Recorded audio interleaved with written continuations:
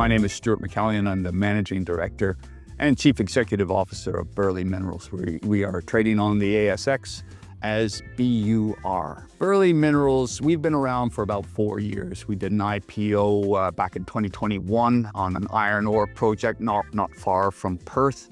However, our focus at the moment is channel iron deposits in the Pilbara, where we are currently exploring. Well, look, obviously, without question, Western Australia is the #1 place in the world, I would suggest, for iron ore production. Of course, we produce something like 800 million tons, and that's largely coming out of the big players, FMG, BHP, Rio Tinto, and of course, Hancock now, as well as they have for the last decade.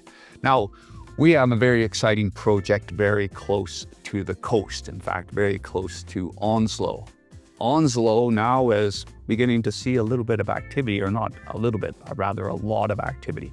Onslow has been on the map for a while as it has been a salt production place, and also with Wheatstone, so for LNG, but more recently, Mineral Resources has begun exporting out of Onslow. That's Mineral Resources iron ore project. So they are ramping up to 35 million tons a year.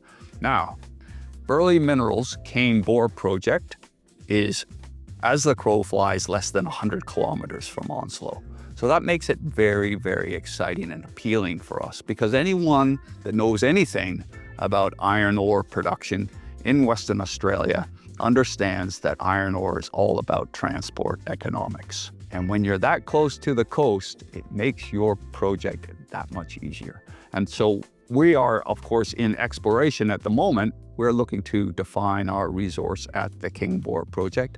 However, as we move forward, we're starting to see how this can come to fruition. How can we export out of Onslow? Well, look, after a rather drawn-out process to garner our exploration license, we received it last September. We immediately hit the ground to rock chip sample and map the channel iron deposit, what is our prospects within our exploration license. Again, not far from the Northwest Coastal Highway, Onslow Road, and very close to the Mount Stewart Road, just north of the Mount Stewart Road. So it was relatively easy for us to get back onto the land and do this work. At the same time, we have obviously introduced or reached out to the traditional owners in the area, in which there are multiple different groups. We have heritage protection agreements in place with the TOs.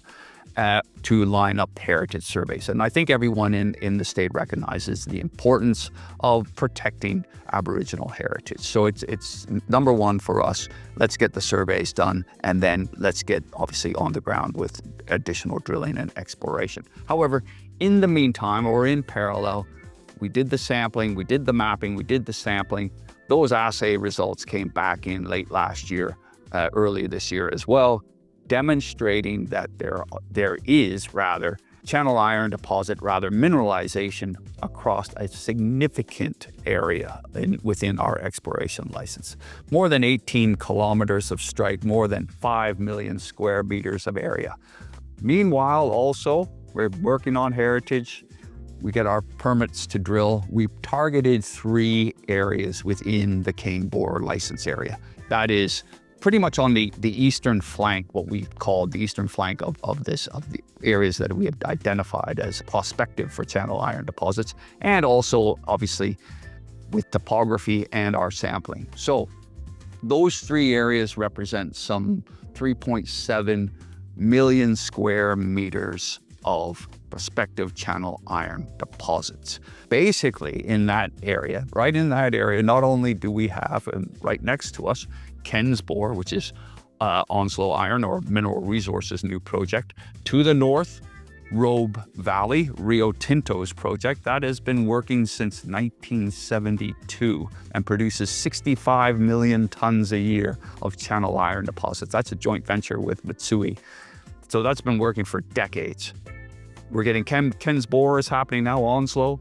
There's other deposits to the south, which are part of the API JV. Basically, it's channel iron deposit country, but big country. It's elephants, and we're hunting for elephants. We are exploring over identified channel iron deposits of more than 3.7 million square meters or 370 hectares.